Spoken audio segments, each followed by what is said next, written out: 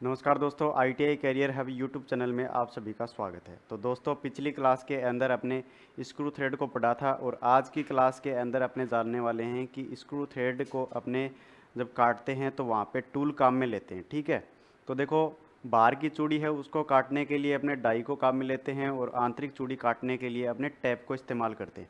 तो आज अपने टैप के बारे में पढ़ेंगे और टैप के कौन कौन से भाग होते हैं ये हम आज की क्लास के अंदर देखेंगे। टैप कौन कौन से होते हैं, कितने प्रकार के होते हैं, ये हम अगली क्लास के अंदर जानेंगे। तो चलिए क्लास को स्टार्ट करते हैं।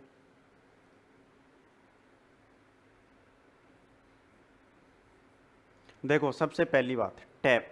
टैप है वो एक किस प्रकार का टूल है भाई? तो देखो, टैप हमारा एक कटिंग टूल है, कर्तन औजार है, काटने वाला औजार है। ठीक है, तो सबसे पहली बात, टैप एक कर्तन औजार है, अर्थात टैप एक कटिंग टूल है। अब देखो, अपना टैप है वो कटिंग टूल है, किस प्रकार की कटिंग करता है भाई? क्या कटिंग करता है? तो थ्रेड की कटिंग करता है, चूड़ी काटने का काम करता है। और चूड़ी कौन सी काटता है भाई? तो चूड़ी आंतरिक काटता है। ठीक है, तो यहाँ पे मैं लिख देता हूँ इंटरनल थ्रेड। इंटरनल थ्रेड आंतरिक चूड़ी काटने का काम अपना टैप करता है। ठीक है, उसके बाद में देखो अगली चीज आपको देखो एक शब्द मिलता है, आपको एक शब्द मिलता है टेपिंग। टेपिंग का क्या मतलब होता है? देखो, तो देखो, टैप के द्वारा चूड़ी काटने की जो प्रक्रिया होती है उसी को क्या नाम दिया जाता है भाई? टेपिंग नाम दिया जाता है। अर्थात टैप के द्वारा की जाने वाली जो क्रिया है उसी को क्या कहते हैं भाई? टैपिंग कहते हैं।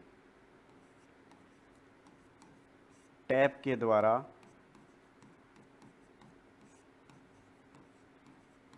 टैप के द्वारा चूड़ियाँ चूड़ियाँ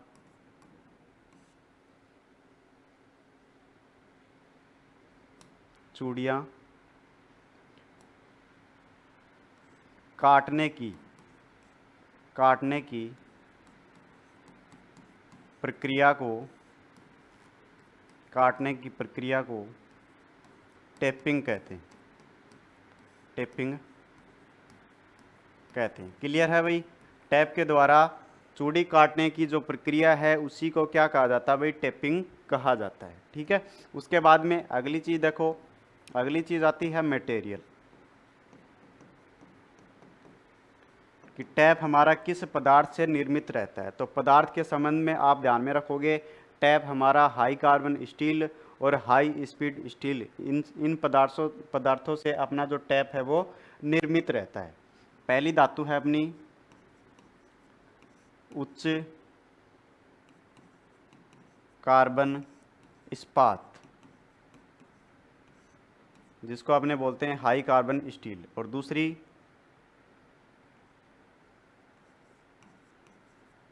उच्च गति इस्पात, अर्थात हाई स्पीड स्टील।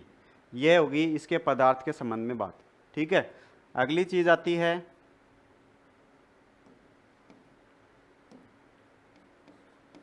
अगली चीज देखो, अपना जो टैप है वो हाई कार्बन स्टील और उच्च गति इस्पात यानी हाई स्पीड स्टील से बना हुआ होता है। ठीक है, उसके पश्चात अपने क्या करते हैं, इनको अपने उष्मा उपचार की प्रक्रिया द्वारा इसको कठोरीकृत किया जाता है। तो देखो, इन्हें उष्मा उपचार की प्रक्रिया द्वारा उष्मा उपचार की प्रक्रिया द्वारा कठोरीकृत किया जाता है। क्या किया जाता है भाई? कठोरीकृत किया जाता है। कठोरीकृत किया जाता है। ठीक है,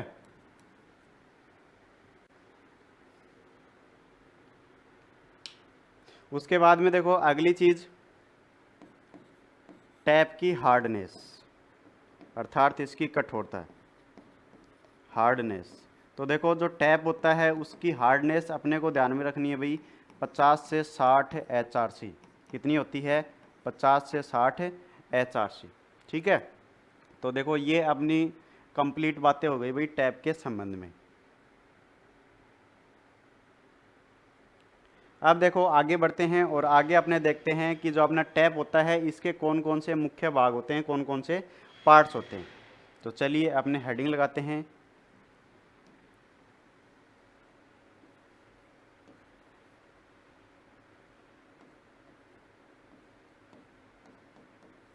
पार्ट्स ऑफ टैप, टैप के भाग। ठीक है, सबसे पहला भाग अपने लेते हैं टैंक। टैंक के अंदर देखो टैप में सबसे ऊपरी भाग, टैप में सबसे ऊपरी भाग टैंग होता है। टैप के अंदर अपने देखेंगे तो सबसे टॉप के ऊपर जो पहला भाग होगा अपना वो कौन सा होगा भाई? वो होगा अपना टैंक। ठीक है, अब देखो टैंक के संबंध में दूसरी बात क्या है, ये जो टैंक होता है भाई, ये टैंक अपनी जो टेपर सेंक वाली जो टैप होती है उसी के अंदर होता है। स्ट्रेट सेंक वाली जो अपनी टैप है उसके अंदर ये नहीं पाया जाता है। तो ये किसका भाग हो जाएगा भाई? ये अपना टेपर सेंक वाली टैप का भाग हो जाएगा। यह है टेपर सेंक, यह है टेपर सेंक टैप का भाग होता है। ठीक है, दूसरी चीज यहां से नोट कर लो, स्ट्रेट सेंक वाले टैप में, स्ट्रेट सेंक वाले टैप में ऊपर स्क्वायर भाग बना होता है, भाग बना होता है। देखो अपनी जो टेपर सेंक वाली टैप है इसके अंदर तो क्या होगा भाई? इसके अंदर तो ऊपर की तरफ टैंक होगा, लेकिन जो स्ट्रेट सेंक वाली अपनी टैप है उसके अंदर टैंक नहीं होता है। सेंक के अंदर ही ऊपरी तरफ क्या होता है भाई? एक स्क्वायर भाग बना दिया जाता है। अब क्या करते हैं, जो स्क्वायर भाग है इसको अपने टैप रिंच के अंदर फंसा के और इसको हाथ से ही अपने यूज करते हैं, हाथ से ही टेपिंग करने का काम करते हैं। लेकिन जो स्ट्रेट सेंक वाली टैप है इसको अपने डायरेक्ट मशीन के स्पेंडल में पकड़ने का काम करते हैं, यानी इसको मशीन से घुमाते हैं और इसको हाथ से घुमाते हैं। हाथ से किसको घुमाते हैं भाई? स्ट्रेट सेंक वाली टैप को। ठीक है, तो देखो ऊपर स्क्वायर भाग बना होता है जिसे जिसे टैप रिंच, जिसे टैप रिंच में पकड़कर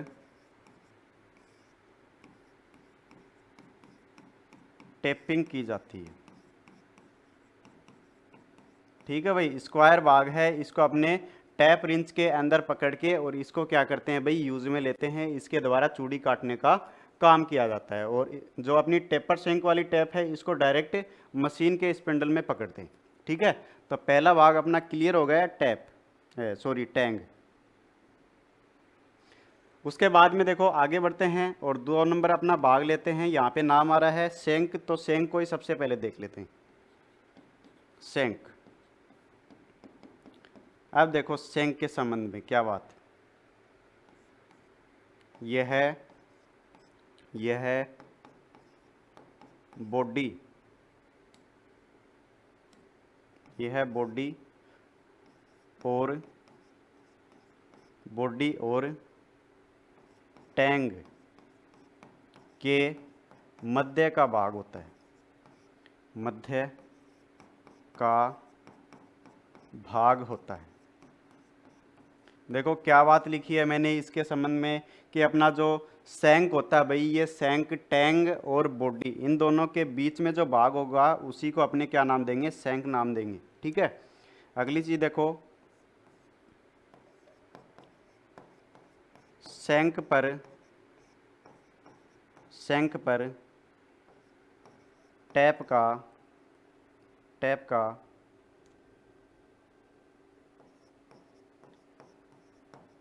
टैप ड्रिल साइज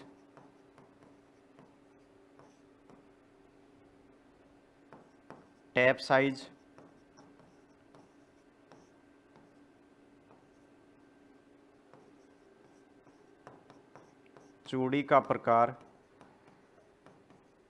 लिखा होता है।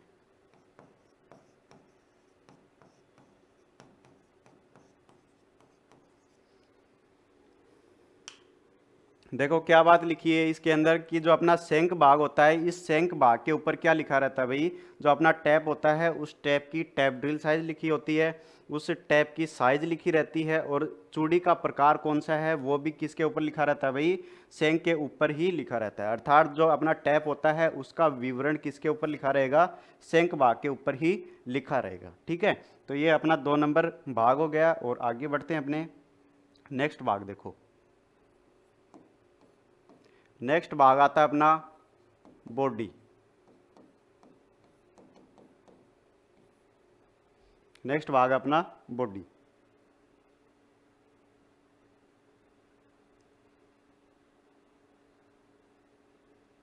अब देखो बॉडी कौन सा भाग होगा भाई, तो देखो यह वह भाग होता है जिसके ऊपर क्या होती है भाई, चूड़ियां कटी रहती हैं। उस भाग को अपने किस नाम से जानते हैं, बॉडी के नाम से जानते हैं। यह वह भाग है जिस पर चूड़ियां कटी रहती हैं, चूड़ियां कटी रहती हैं। जिस भाग के ऊपर चूड़ियां कटी रहती हैं उस भाग को किस नाम से जानते हैं भाई, उस भाग को अपने बॉडी के नाम से जानते हैं। क्लियर है। उसके बाद में आगे बढ़ते हैं और अगला भाग आता है अपना फ्लूट्स।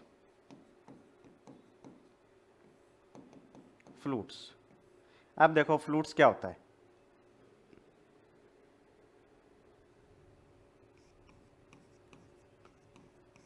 टैप की बॉडी के अक्ष की लंबाई में जो खांचे कटे होते हैं, उन्हें क्या नाम देते हैं भाई, उन्हें अपने फ्लूट्स कहते हैं। उन्हें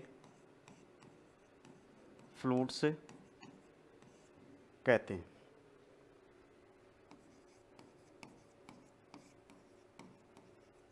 ठीक है, देखो फ्लूट्स के संबंध में क्या बात है कि टैप होता है, उस टैप की बॉडी के एक्स की लंबाई में जो खांचे बने हुए होते हैं उन खांचों को ही क्या कहते हैं, अपने फ्लूट्स कहते हैं। ठीक है, अब देखो ये सारे भाग कहाँ होते हैं, ये अपने डायग्राम के माध्यम से भी समझेंगे। एक बार इसकी थ्योरी है वो अपने कंप्लीट कर लेते हैं। अब देखो इसके अंदर दूसरी बात कि अपना जो फ्लूट्स होता है ये क्या होते हैं भाई, खांचे होते हैं टैप्स के अंदर। ठीक है, ये अपने ड्रिल के अंदर भी थे, ड्रिल पढ़ाया था तब भी मैंने आपको बताया था। तो ये जो खांचे होते हैं, इन खांचों का यूज क्या होता है भाई, क्या काम होता है। ठीक है, तो देखो सबसे पहली बात तो कटिंग एज का निर्माण करना। ठीक है, कटिंग एज का निर्माण करने के लिए अपने क्या करते हैं भाई, फ्लूट्स को काटते हैं। दूसरी चीज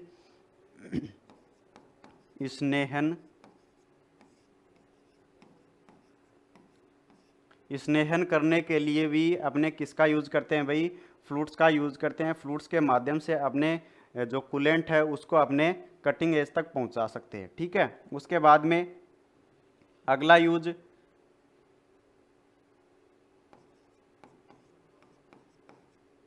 चिप्स को बाहर निकालना। जो धातु के टुकड़े निकलेंगे, चिप्स निकलेंगे, उनको निकालने के लिए भी वही क्या करता है, ये फ्लूट्स है वो मदद करता है। ठीक है, तो ये इसके यूज से संबंधित बात हो गई कि अपना जो फ्लूट्स होता है ये कटिंग एज का निर्माण करने में भी सहायक होता है, स्नेहन करने में भी यूज होता है और चिप्स को बाहर निकालने में भी इसका यूज होता है। ठीक है, तो ये हो गया अपना फ्लूट्स। अब देखो 4 नंबर फ्लूट्स और 4 के बाद में अगली 5 नंबर हेडिंग है अपनी वही, अगला भाग है लैंड।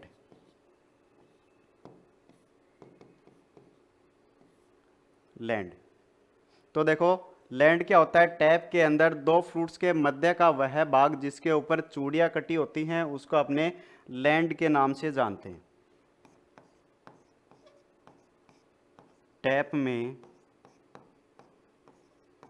में दो फ्लूट्स के मध्य का वह भाग जिस पर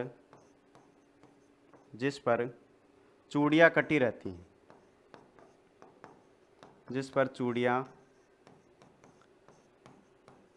कटी रहती हैं,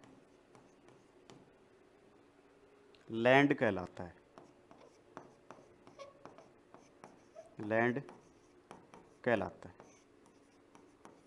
ठीक है, ये हो गए अभी अपने 5 भाग। उसके बाद में आगे बढ़ते हैं और अगला भाग आता अपना कटिंग एज।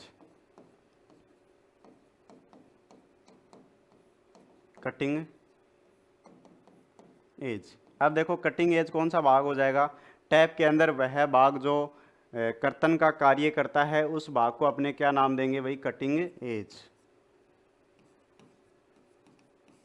टैप में वह भाग जो कर्तन का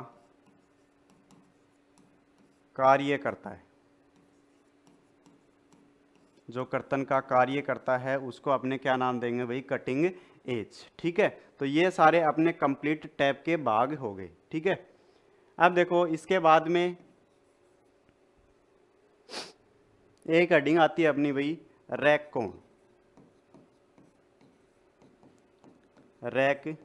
कोण। इसके संबंध में देखो रैक कोण होता है वो काटे जाने वाले पदार्थ के ऊपर निर्भर करता है। अगर हार्ड धातु है तो रैक कोण का जो मान है वो कम रहेगा और सॉफ्ट धातु है तो इसका रैक कोण का जो मान है वो अधिक रहेगा।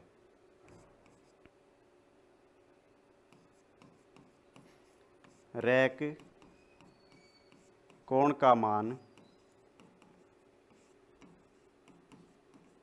काटे जाने वाले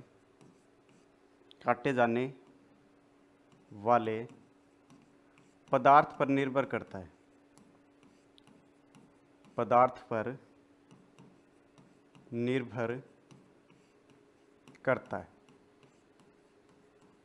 ठीक है, जैसे कि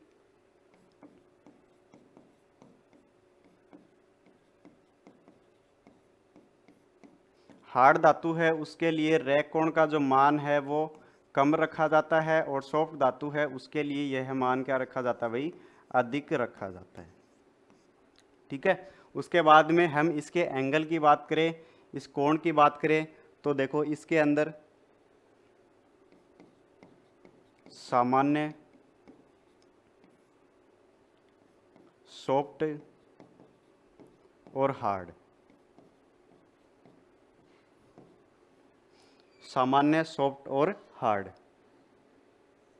देखो सामान्य धातु है उसके लिए यह कोण है वो 12 डिग्री रखा जाता है और सॉफ्ट धातु के लिए अपना जो रैक कोण का मान है वो 20 डिग्री रखा जाता है। ठीक है, अगर हार्ड धातु है तो उसके लिए इस कोण का मान है वो 3 डिग्री रखा जाता है। ठीक है, आप देख सकते हो अगर हार्ड धातु है तो इसके रैक कोण का मान है वो कम होगा और सॉफ्ट धातु है तो रैक कोण का मान अधिक होगा। ठीक है, तो ये अपने टैप से संबंधित बात हो गई। अब देखो इसके डायग्राम के ऊपर चलते हैं और डायग्राम के अंदर हम ये सारे भागों को समझते हैं।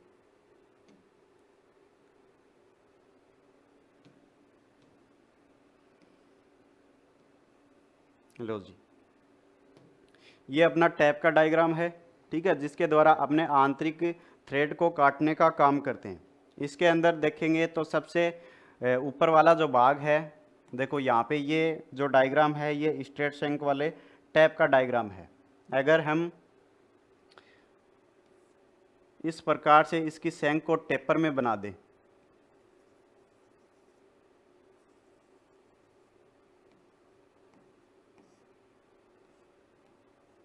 देखो ये टेपर शंक वाला टैप है, टेपर शंक, और ये वाला अपना स्ट्रेट शंक वाला है।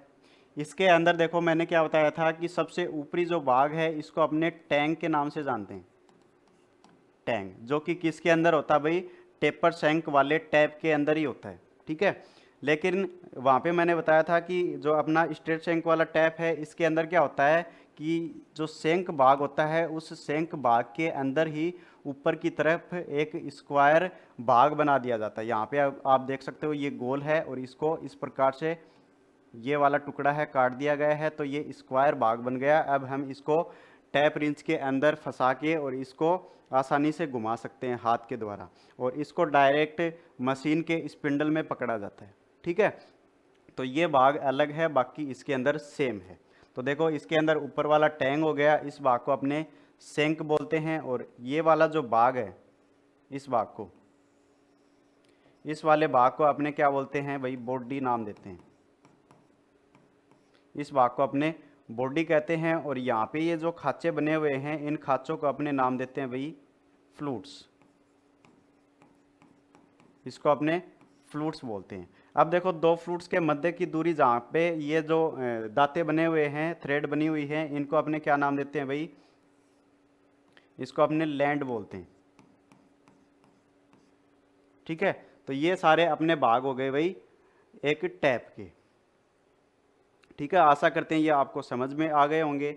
अगली जो अपनी क्लास रहेगी वो इसके प्रकार के संबंध में रहेगी। हम अगली क्लास के अंदर देखेंगे कि अपना जो टैप होता है वो कितने प्रकार का होता है, ठीक है।